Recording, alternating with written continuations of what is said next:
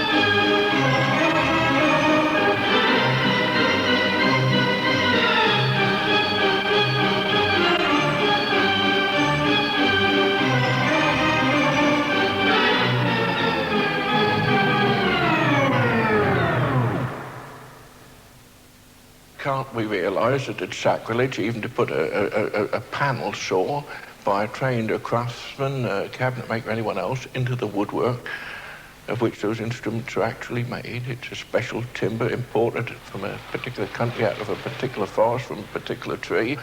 Various families, pipes, as us individuals call them, carry unique patterns designed often by the man's feeling who built them, knowing full well that he would never be able to play one, own one, or possibly go near one.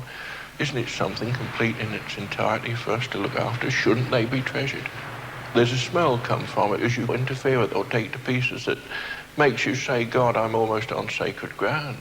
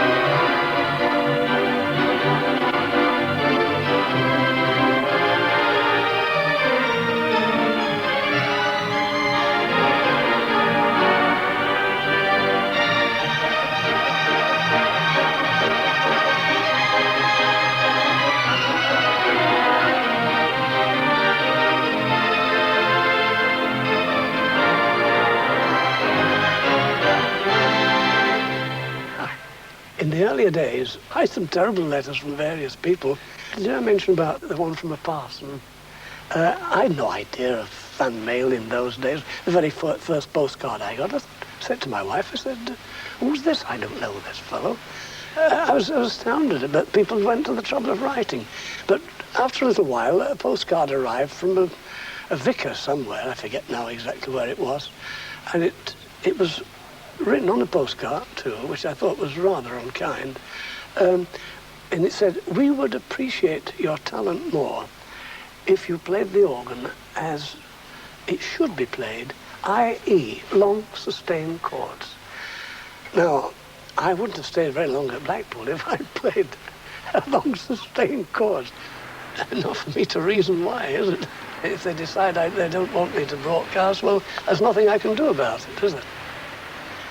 For 18 years, I did a broadcast on one morning at 10 o'clock on a morning, and they were just dropped like that, completely. And now we have the disc jockeys, don't we? Yes.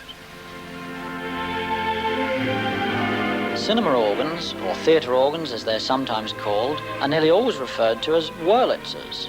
The mighty Wurlitzer, no matter who actually made them, because Wurlitzer was the original. But of course there are English firms that have made them, and indeed Dutch firms. The Compton Company in England, Hill, Norman and Beard made them under the name of Christie. But the genuine Wurlitzer organ was made in America and imported.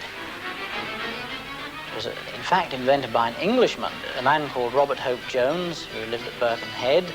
He made church organs, but he had one or two revolutionary ideas which didn't go down very well with the church organ builders in this country. So he fled to America, as it were, and he teamed up with the Wurlitzer people who were making Nickelodeons and fair organs, that sort of thing. So Mr. Hope Jones sold all his patents to the Wurlitzer people. This particular instrument, it's quite an old one, an early one, what we refer to as vintage. And the characteristic vintage sound of a Wurlitzer, these lovely, beautiful tibia pipes, and the vox humana, which means human voice, but whether it sounds like a human is up to you to decide. But this is the sound you expect from one of these.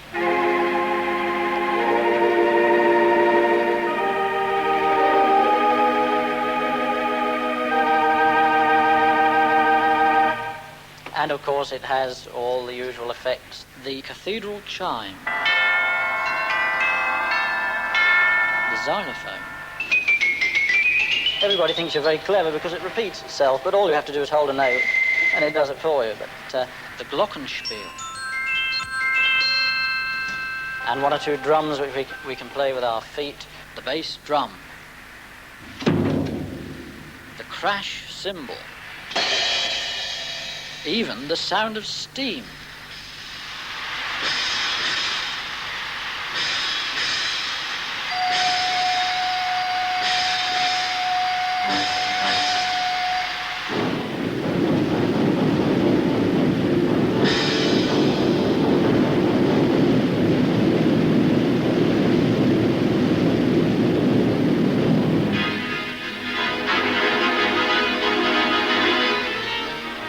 Of course, the important thing to realise is that these extras are just gimmicks. The theatre organ was built for entertainment. Its use in the cinema, if anything, made it seem less of an instrument than it really was.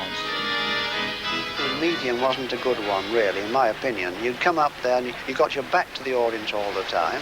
I mean, in London in particular, you'd have two films, the usual news film, an orchestra, organist and a stage show, all for 9p. You were at a disadvantage right from the word go.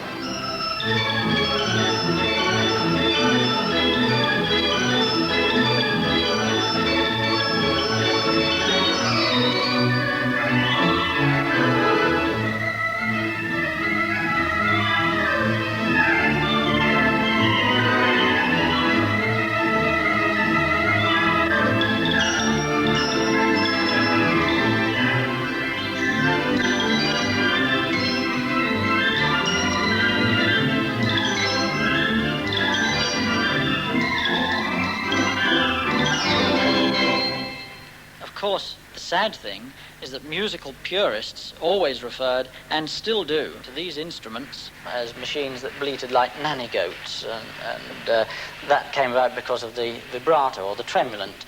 You know, a church organ, if I demonstrate, makes a very straight noise like this.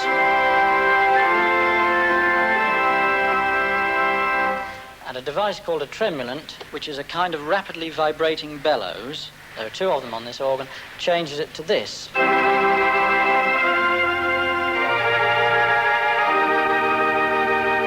Gives it a vibrato, and that is what the church organist disliked.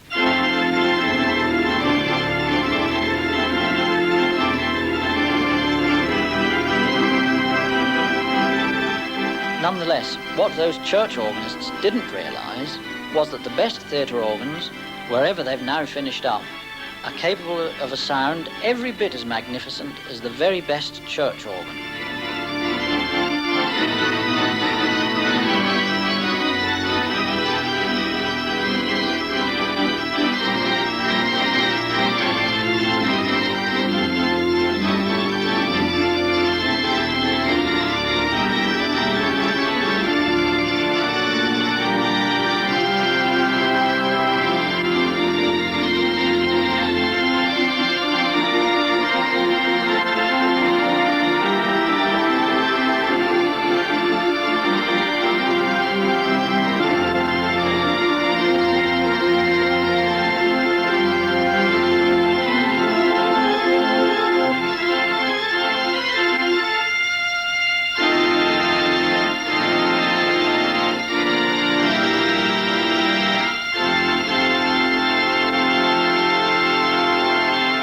In fact, the theatre organ works in principle exactly the same as a church organ, only it's just a bit more versatile and complicated.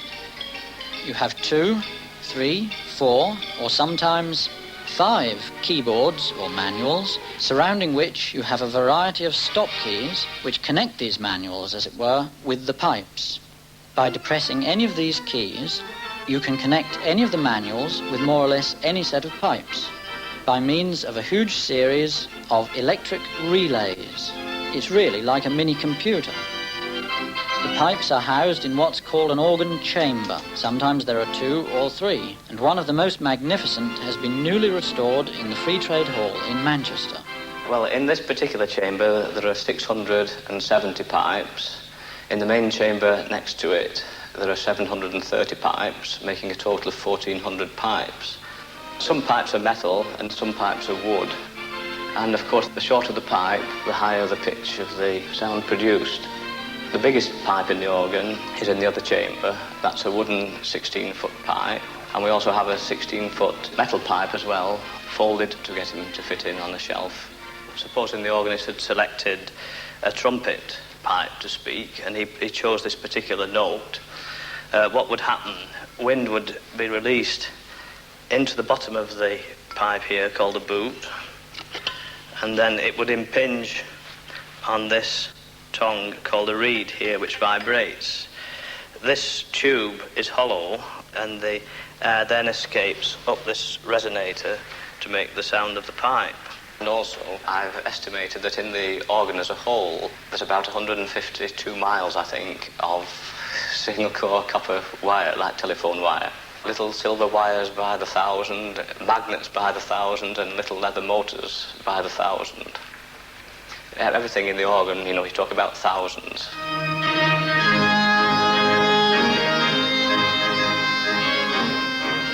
At one time, in the 30s, there was getting on for 1,000 instruments like this in England alone. Now, there are probably no more than 50. After the war, thanks to the foolishness of certain cinema and theatre owners, most of these organs were just torn out and thrown away. However, a few were saved. Curiously, the people who bought these things, more often than not, were not players. I don't really know the reason for this, but you've got the case of the two brothers' kitchen at Dis. They built an entire garage showroom to house their newly acquired Wurlitzer organ.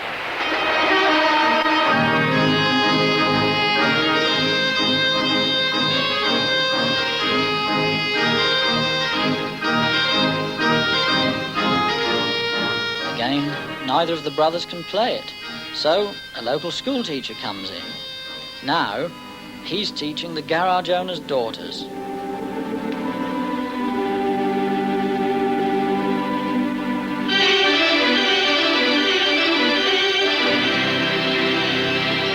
There's another owned by the boss of an airline company.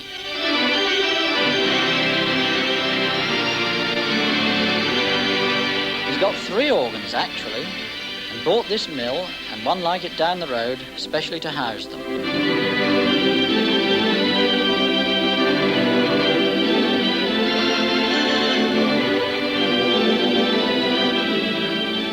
There's another one in Norfolk, owned by a retired printer.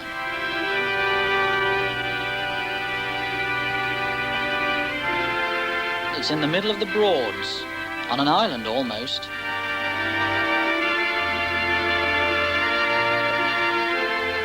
The electric blower is in an outhouse round the back.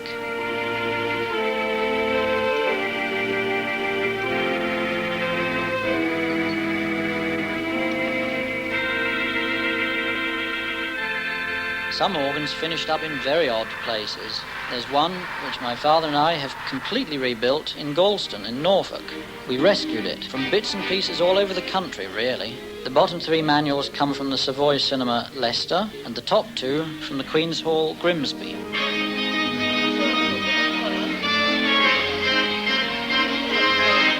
There's yet another one in Bolton in Lancashire.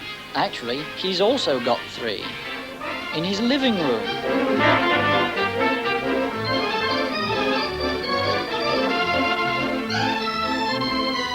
And very beautiful they are too.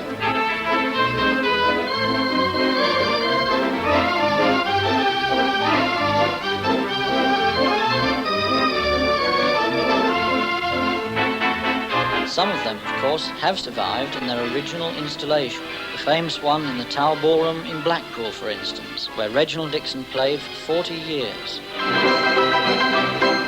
Like many of the larger organs, it has a piano attached to it by the electric relays, and you play the piano from the organ console.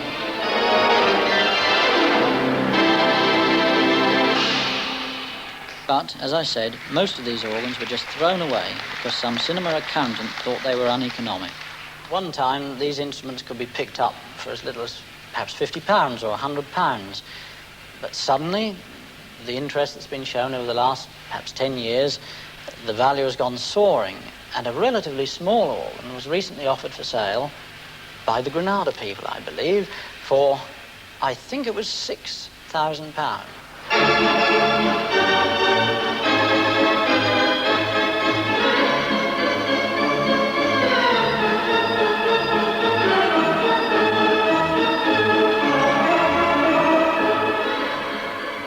This console originally came from Ashton Ashton-under Lyne. Yeah. The pipework is Regal Chesterfield, Plaza Birkenhead, and ABC Ashton. the church that we belong to. The organ came, well, not for sale, but it closed, and so we had to rescue it. So it was a case of where shall we put it? We looked in the estate agent's window and said, this looks interesting. Straight away we thought, oh, this is it, it's just what we need. So, that was it. We negotiated and that was it, and the price was just incredible. And the people moved out the front door and the organ moved in the back door. They were moving their furniture out at the front as we were, of course the pipes came in first, you see, that's... Obviously being the most important item of furniture. Well, we had none at the time. Well, that explains a lot. So, the house is well suited for an organ, and of course, first of all, we put it upstairs. Which is a loft type. Not a loft exactly, is it? No, it's a room, really, but when we put it up there, it was too hot in the summer and the pipes just started to disintegrate, folding over. So we brought it down and decided, well, 2 bedrooms aren't being used, we'll use those. This part is the kitchen, which half the organ sticks into. Of course, we had to knock the wall out there. We didn't take the carpet up to do it. And we didn't even take the carpet up, so it was a good job. So we said there's no women here. And Nigel enjoys the fact that it's just at the kitchen because we can pass him cups of tea. Oh, yes, you can eat your tea with one hand and play with the other. It's not usually cups of tea, really, though, is it? Well, we won't go into that just now. And then we come to the bedroom, the loo, The bathroom. and finally we get down to The pipe room. pipe room, Where where all the pipes are stored and blasts all the neighbours out, of course. But they don't complain. No complaints. In fact, they have been known to stand in the garden, haven't they? They do. When When the Nigel deck comes chairs to up. play, usually Bring the deck chairs yeah. up. Yes, they come and pretend to be gardening. And in here is the relays, which is the electrics, really. If we were married, no housewife would stand for this. So, if we ever leave the place, the console goes with us, and that's why the door's not being repaired. I always say hello to it. Derek talks to the pipes. I have a few words with them occasionally, you know, and I want them to behave properly. Upstairs, in the attic, our tip, as it's known. If you treat it with respect, it will respond to you. You know, if you ill-treat it, then it plays up. As you can see, the place is loaded with pipes, Bits xylophones, and bats. bits and bats. And that's rather an interesting little item there.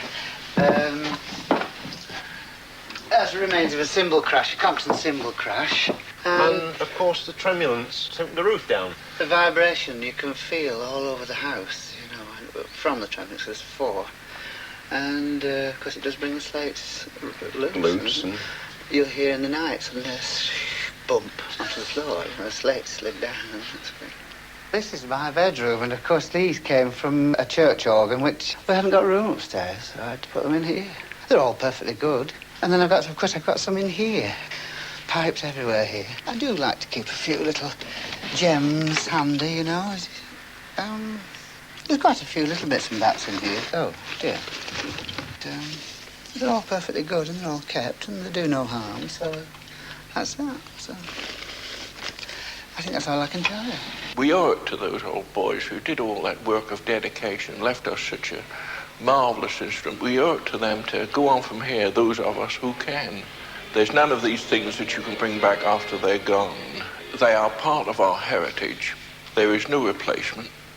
We live in a almost day and age, due to civilization and modernization, where it's almost a plastic world. Again, we can't live without that. But there's nothing plastic or synthetic about that organ. Nothing at all. Each part of it is the result of individual craftsmanship. Let's put it in simple terms. Those things were made to last forever. They need our best.